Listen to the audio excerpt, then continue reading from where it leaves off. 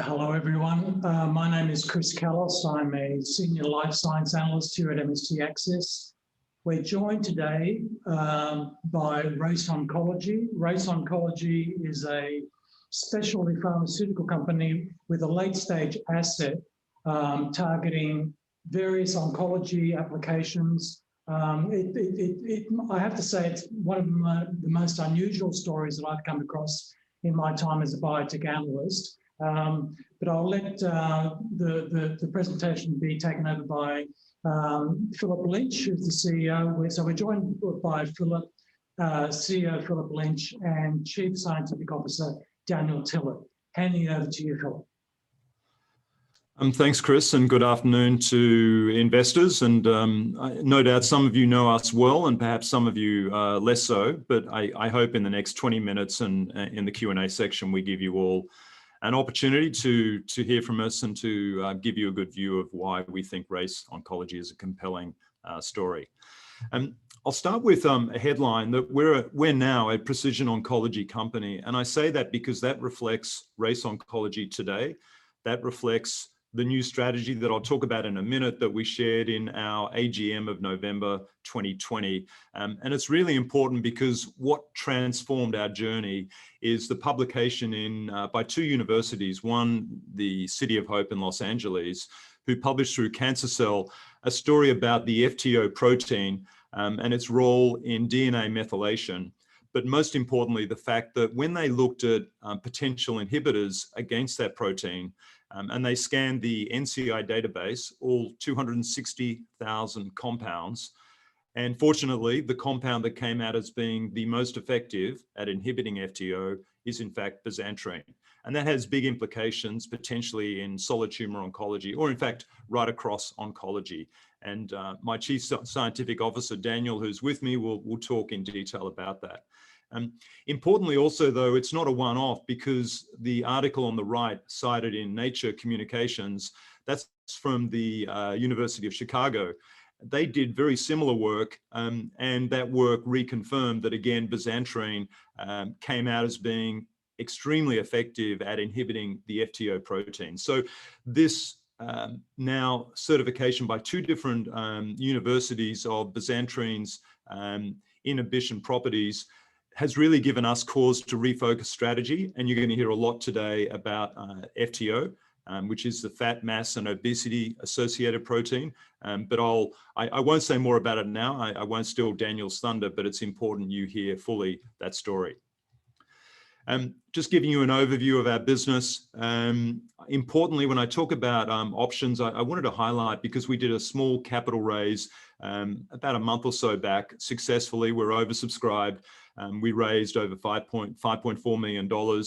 But importantly, we issued shares, or I should say bonus options, to holders of record on that date. Those options we issued at a 50% premium. So we raised at $3, we issued options at $4.50. They have an exercise date up till May of 22.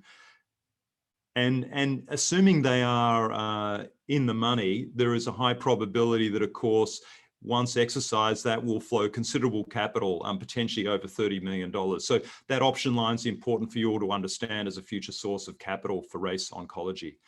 Our share price is circa 370 market value. We've accelerated significantly in market value, and I'll talk about why in a minute. Cash is now at about almost $12 million. That's a reflection of cash at 31 March, plus the $5.4 million raise I mentioned. Significant holders, our founder, Bill Garner, Merchant Opportunities Fund out of Perth, and of course, Daniel Tillett, who you'll hear about, who's both an executive director and our chief scientific officer. And I should say briefly, Daniel, of course, invested in Race well over 18 months ago, and as being an important driver of strategy and our strategic evolution, and particularly our tilt and our pivot towards FTO. When you look, and if you choose to look at our history, particularly around our share price appreciation, there's been some catalysts to what's moved us forward.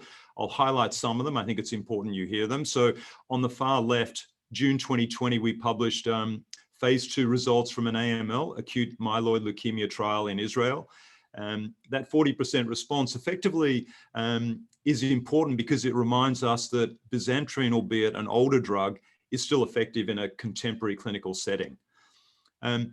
Importantly also, and I've touched on FTO, but the June 2020 publication in Cancer Cell that I touched on earlier, we'll come back and talk to that, but I'll remind you of the name Professor Jianjun Chen. And if you look to bottom right, in April 2021, we successfully announced appointing Jianjun Chen to our scientific advisory board.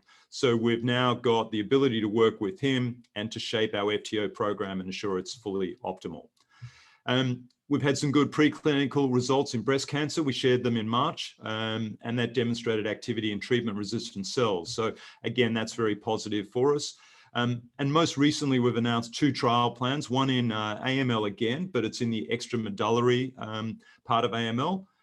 We may not have time to touch on that in detail, but I would encourage you to look at the announcement and read that. It's important because it's a pivotal trial opportunity for us down the road towards a US registration for bisantrene. And finally, we mentioned, we in fact updated the market with a contract that we've signed for an Israel phase 2 trial, again in AML, led by the same investigator who ran our trial of 12 months ago. So that's imminent, and we'll be looking to progress that shortly. So there's been a lot of catalysts to our appreciation, and particularly the FTO story, I think, is increasingly understood and appreciated by the market, and that's moving us forward and creating an enormous runway for us. So briefly, I'll talk to 3 aspects that I think are important for you all to understand about us and Race Oncology. The drug, albeit a very old drug, in fact, developed in the 1980s by Liddell Laboratories, it's got a significant history of trials, over 40 clinical trials, over 2,000 patients, and it's demonstrated efficacy, activity, and safety against leukemia, breast, and ovarian cancer. It was, in fact, approved in France in 1990 for acute myeloid leukemia. A number of things that we've done since taking the drug back to market through bringing, effectively launching Race Oncology. We've manufactured the drug to GMP conditions, so we have the ability to do that. So we've got manufacturing in place. We've got a strong US patent position, and we continue to build out our patent position, but it's strong and building. You have orphan drug designation, and we've got access to a PRV, priority review voucher, which I won't talk about now. It requires some discussion, but it's an opportunity that's there for us. But again, reminding you that the drug itself, albeit an old drug, has demonstrated more recently efficacy in the Israel AML trial, but equally in preclinical data demonstrated that it has efficacy preclinically, importantly against the FTO protein that it inhibits effectively. Secondly, beyond the drug, we've got a talented, very capable board and management, and I should say very lean. I should mention John Cullity, our chair. John's a hematologist. He's worked in pharma for many years. He's US based, and he's worked in deal businesses. So he's got a track record of working on over, I'll say, 100 different deals. He continues to work in that space. So he's important given our aspirations that we'd like to progress for our business. Daniel, I've touched on before, but I'll let Daniel do the talking later because you'll know, if you don't know, you'll know he's very capable, able and qualified to speak eloquently about our business and the science behind it. Mary Harney's our non-exec director, Melbourne-based, with a Peter Mac, and a good, strong governance background. On the management side, I'll simply mention David Fuller. Dr. David Fuller joined us just this month, recently, in fact, this week. David was the Asia Pacific lead in oncology for Syneos Health, a CRO, clinical research organization. So David's very well qualified as our chief medical officer. So very capable, albeit a small team. But we supplement that team by accessing resources globally, where we need them, when we need them, and pay for them accordingly. And I'll simply highlight again Professor Jianjun Chen, our scientific advisor, who's joined the scientific advisory board. The final slide I'll touch on before I pass to Daniel is to talk about our strategy. Our strategy is built on 3 pillars, 3 areas of focus. And pillar 1, I won't talk in detail because Daniel will. That's FTO, and that's what we'll focus on today. I'll briefly mention pillar 2, which is breast cancer. we are a differentiated anthracycline. So if you think of chemotherapy, which is the class of drugs we operate in, our drug has a history of performance as a chemotherapeutic, but equally it's differentiated because it's heart friendlier. Chemotherapeutics tend to cause heart damage, particularly at higher use levels. So our drug is differentiated in being safer. So we're progressing work against breast that will demonstrate that. In AML, Pillar 3, I mentioned earlier a couple of ASX announcements on plans we have in Israel against AML and also in Australia against the extramedullary form of AML. And that's a registration pathway for the drug in the future. But importantly, I'll come back to Pillar 1. That's the FTO pillar. I won't talk in detail about it. I'll let Daniel do that. But all of our programs are focused on a strategy that assumes we will deliver through results, demonstrations of efficacy and utility for our drug so that we can realize value potential through selling our business to a scaled pharmaceutical company. To be clear, we're not here to build a big drug company. We're not going to add the cost and the resources that requires. Rather, we'll set up our drug and deliver it, we hope, to the right pharmaceutical company that can take it to market. So with that, I'm going to pass over to Daniel. Daniel, over to you. Thank you. Thank you. Thank you, Phil. So Phil's mentioned a great deal about FTO, this mystery protein. And to get an idea of why FTO is so important, we need to have a basic understanding of the process that goes on in cancer. So cancer is initiated usually through some event. It can be radiation, chemical, many different things that can initiate the process.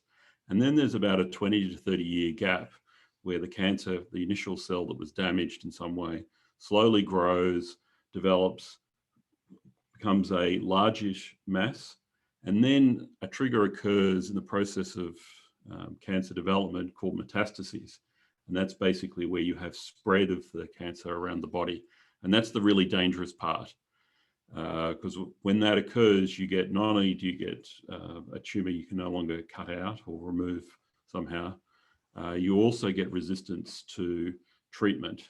So the drugs that were working earlier on suddenly stop working and the patient then goes on. And a key protein in that pathway of metastasis and spread and treatment resistance is this FTO. So when FTO starts to get overexpressed, then you have this problem stepping on. So it's a key step in this, the most dangerous point in the process of cancer. And so this is when I mentioned here that FTO plays a central role in cancer. And the most amazing thing about this, it's only been discovered in the last few years. So it's been discovered that this system's involved in what's known as methylation of RNA, controls which particular proteins are produced inside the cell. And it tends to make the cells, if it gets overproduced, it tends to make the cells behave in a much more aggressive and dangerous way and drives cancer development, treatment resistance, and metastases. The other thing that makes it particularly interesting is that it's involved in a wide range of cancers. In fact, every cancer that's currently been looked at for FTO overexpression there's a subset that have been found to be important. And this has made it one of the hottest areas in cancer research. There is literally dozens of papers coming out on a monthly basis around the whole M6A RNA methylation process. So it's about as exciting an area if you're a scientist in oncology as you can get. I mentioned before that FTO is involved in a wide range of cancers. These are the sort of the most common cancers that you might see, things like lung and breast, gastric cancer, all these types of things, ovarian, and FTO is involved and responsible for driving those cancers in a decent subset. It varies from somewhere around 90% of the cancers of that particular type, down to 5% for some cancers. But overall, you're looking at around 15 to 20% of cancers are being driven by FTO. You start to think about how many cancers there are out there, and you start to say there's a massive opportunity in this space. And this is one of the reasons why it's such a hot area, is that it's across so many different cancer types. The other thing that has become really important is that inhibiting FTO has been shown to be very important in treatment and introducing what are known as synergies. So if you give an FTO inhibitor along with a potent anti-cancer drug, you can overcome the resistance that may have occurred in the cancer, or you can make that drug work better in newer cancers. And this works across a huge range of different cancers. In fact, every different type of drug that's been used in cancer that's been checked for FTO synergy has shown a positive effect. So this includes the checkpoint inhibitors, things like Keytruda, obviously an amazingly important area, all the way through to things like radiotherapy and even conventional chemotherapeutic agents. Very, very exciting area. So you can imagine that you can use an FTO inhibitor across a wide range of different cancers. The other thing that makes bisantrene in particular so exciting, FTO is an exciting opportunity itself, is that bisantrene is the most potent inhibitor known for FTO. The IC50, for those of you who are scientists or from a clinical background, is 142 nanomolar, very, very potent, and works at least in cell culture as being very important. And it works across, has been shown to work for AML, breast cancer, brain cancer, and various skin cancers so far. And that's only because that's the only one that's been checked in. And so this really opens up a massive opportunity. So we're basically best in class for the FTO inhibitors. The other thing that we have that makes us very unusual is we have a lot of clinical data. So we're not only best in class, we're first in class. And that has enormous value going forward for a particular acquirer of this drug. So we've chosen two particular pathways to pursue for the FTO pathways as proof of principle. We've chosen melanoma. The reason why we've chosen melanoma is resistance to checkpoint inhibitors is a major problem in melanoma. And in melanoma, about half of all metastatic melanomas overexpress FTO. It's also been shown by the group out of the University of Chicago that if you inhibit FTO, you can overcome the resistance to the checkpoint inhibitors. So the checkpoint inhibitors have been an amazing breakthrough for cancers. They've been able to take people who are on death's door and rescue them, and they're cured. But it still doesn't work in a lot of cancers for a lot of people. And we have the ability here to actually make that drug work better. The second opportunity we have is in a rare cancer, kidney cancer called clear cell renal cell carcinoma. And the beauty of this is that about 90% of all clear cell renal carcinomas are sensitive, very hypersensitive to FTO inhibition. And when we look back through our historical data, there was a early phase 1 trial where they were testing a range of different cancers, and they found that the only cancer type that actually responded at very low doses was clear cell renal carcinoma. So we, in effect, already have clinical data that will work in this particular indication. So amazing opportunity in itself, but an amazing opportunity to use the drug on its own. We also, as Phil mentioned, we have the pillar 2, which is in breast cancer, where bisantrene had been through a phase 3 clinical trial, where it was quite successful and worked as well as the current existing drugs, doxorubicin. But due to some poor design, they got the dosing wrong initially. They weren't able to progress that through to approval. In fact, the reason why the drug was lost. We have the ability to trial in breast cancer, and we'll be doing so in the future.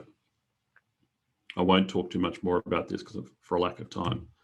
And the final one, which is the pillar 3, is in AML, where we have the most clinical data. As Phil mentioned, it was approved in France. So what we're doing here is just taking the old data, bringing it up to modern standards, and having a really low clinical risk pathway to approval. And we can make use of all that historical data using the FDA 505(b)(2) pathway. We saw excellent results in extramedullary, and that's a form of AML where the cancer leaves the bone marrow and takes up residence somewhere else around the body. And you can see on the left-hand side there, a patient, this is from the Israel trial last year, where they had, this is a PET scan where they had cancer AML in their chest, their breast tissue. And then after one cycle of bisantrene, it was completely removed. So we've announced that we'll be running trials. We've already signed all the contracts, and that trial process is underway. The first patient to be treated later this year, expected. We also have a combination trial. So we have a 3-drug combination that we know works well together through preclinical work, which we've announced. And there's a trial that will be starting in Israel of about 29 patients very soon, with the expectation that first patient will be treated in Q3, so within the next couple of months. And at that point, I'll pass it back to Phil. Thanks, Daniel. So we're largely on time. We've got a couple of minutes before we move to Q&A. I will mention, if you feel we're moving quickly, I would point you to our website, where this material that we have released to market earlier is of course available to you to read. But we've got announced activities in calendar year 21, significant data preclinical that's underway that we're looking to share by year end. We've got, of course, clinical trials progressing in AML, those 2 highlighted below, and Daniel just touched on. So we've got a lot of news flow that's coming ahead of us, and we're in good shape. I, again, won't take you through the detail of this, but again, to remind you that significant activity, the grey is our FTO-related work, the green our breast-related work, and the orange our AML-related work. So we're busy, and we're getting the right things done. I'll say in conclusion at this point that, I think our strategy is appropriate. We're focused appropriately on the FTO opportunity, but equally, we've still got legacy chemotherapeutic credentials. We're ensuring that we still, if you like, bank those and build on them. But FTO is where we think we transform value. Because we've got a multi-pillar strategy, I think executional risk is minimized, but equally value is maximized, we hope, in the eyes of a pharmaceutical partner. Very capable team, but equally we go outside and we purchase resources when and where we need them. But importantly, we hope to you, our programs are gated, we spend carefully, and the management team is very aligned. We're rewarded principally through equity, so we have extremely aligned interests with you all. So I'm going to pause and hand back to Chris for questions. I believe we're on time, Chris, so over to you. I think we're almost on time, Phil. I should have reminded everyone to begin with, but please put your questions in the Q&A box now. I'll start off with a question that has come up, asking about your cash position. I know you mentioned the option exercising up till next year, but in terms of your cash position and cash burn, how do you think about in terms of allocating those funds across the different trials, specifically the melanoma and the new FTO type opportunities? Yeah, so I'll say a number of things, Chris, in answering your question. So firstly, we raised $5.4 million, as we shared earlier. That was to ensure that we had the 2021 programs funded, and equally a couple of new programs that we communicated at the time of that placement that we executed. Importantly, though, the bonus options, as shared, that potentially, once we exceed a $4.50 price within the next 12 months, or I should say 11 months now, that likely secures value potentially over $30 million. So we believe we're well funded, but the final thing I should say, of course, is that we don't raise simply to have money in the bank. We raise according to needs. So should we need more money, we would react appropriately. But at this stage, we're in a good position. Yeah, I'll pause there, Chris, back to you. Maybe a question for Daniel. Bisantrene was approved in France back in the 90s, and you did touch on it with the suggestion that perhaps the trial design wasn't robust. But beyond that, could you maybe expand on what's changed between the 90s and now to make this now a commercially viable drug? And I'm thinking about the expedited pathways with the FDA. Yeah, basically oncology has completely changed since the 1980s. Not only is the price that you can get for a drug completely different. So back in the 80s, Bisantrene might have sold for $10,000 a treatment cycle. These days, well over $250 to $400 is typical for a new drug in this sort of space. So there's change in the price you can charge. There's also orphan drug indication, which didn't used to exist back in the day. So this is something that's really important for a drug like Bisantrene. Whilst we've got a good patent position, if you have approval for an orphan indication like AML or even clear cell renal carcinoma, you get 7 years post-approval exclusivity, irrespective of any patent protection or anything. So no one else can sell that. The other thing that's become very important is off-label use. So whilst you might only have approval for an orphan indication, if you have phase 2 data that supports the use in, let's say, breast cancer, then you can get reimbursement from the insurers for use in that particular indication. So as an FTO inhibitor, you can then use that off-label and charge appropriately as well. So there's a great deal of opportunity. The market's completely different. The opportunity is completely different. And even the way the drug works is completely different. So whilst all the historical data is great for knowing how the drug will work in patients and gives us a huge advantage, what gives us a huge thing is the new indication around FTO, which wasn't known back in the day. Great. Thank you for that. Now, just in breast cancer specifically, one of the attributes of bisantrene is that it is less harsh to the heart tissue. Could you perhaps expand how important is that in the current day with current treatments around breast cancer? Extremely. Actually, one of the limiting factors of using current chemo is the damage to the heart. So all the current drugs, except for bisantrene, all the chemo drugs cause damage to the heart. And the solution that the oncologists have come up to solve this problem is they limit the dosing to the patient. So both patients effectively are underdosed for what they need for their cancer in order to prevent the heart damage from occurring. And so at the moment, you would want to give the patient more treatment, but you can't because they've reached their limit for their heart limit. And so if you have a drug that doesn't cause that heart damage, you can give more treatment and more likely to get that patient to a cure or at least a positive outcome. Right. And in terms of research into FTO, I'd imagine there's a lot still going on. The fact that you're moving forward with bisantrene in these clinical trials, does that give you proprietary ownership of the use of that in these indications?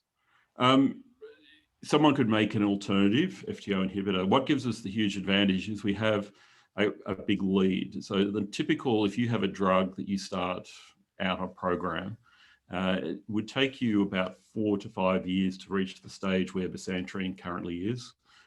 So we have about a 4 to 5 year lead over our competitors. So there are other companies out there looking to produce inhibitors in this pathway and have drugs in this particular area, but they're 4 to 5 years behind us. So we're really first in class and currently best in class. So the best 2 things you could possibly want in a drug development program. And having a 4 to 5 year lead over everyone else is something that's pretty good and pretty valuable. The other aspect of this is I know ASCO is happening at around this time of year. What are your plans in terms of presenting data of bisantrene to these sorts of conferences? As we have data, all the trials we're running are open label. So that means they're not double blind. We don't have to sit around and wait for years before we get a result.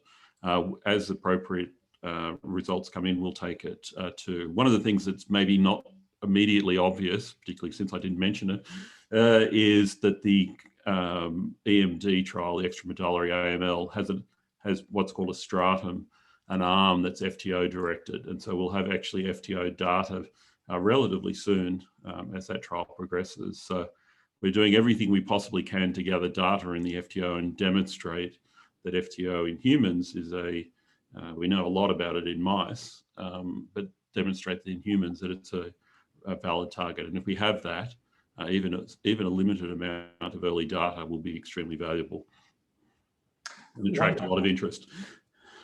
One last question. You've got multiple trials commencing or underway.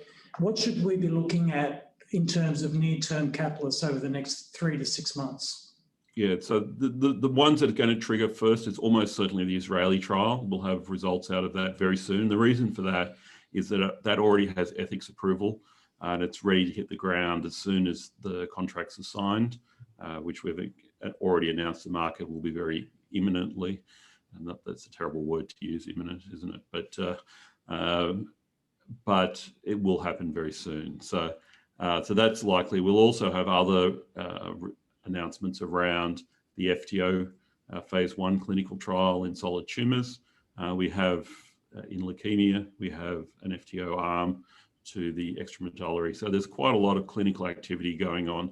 And then early in 2022, we'll start to have build out on the melanoma and clear cell renal carcinoma.